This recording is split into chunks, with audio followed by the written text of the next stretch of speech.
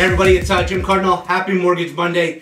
I was running some numbers this last weekend and I was thinking, you know, if I was a buyer, why would I sit on the sidelines now while these rates are really low? If I really feel comfortable with my position, you know, I knew that I wanted to buy a house in the next year or so, why would I sit back now and watch these low rates go by?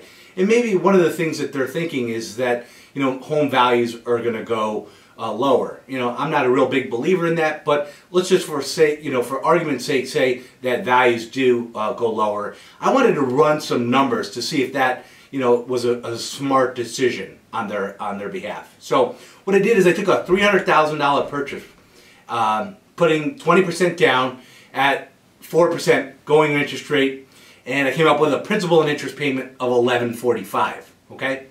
Now, I was thinking, well, you know, 9 months from now, and say they were right, values of homes go down, and say that same house sold for $289,000.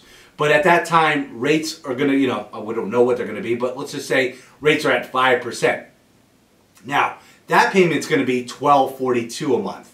Okay, so that's already costing them more money per month.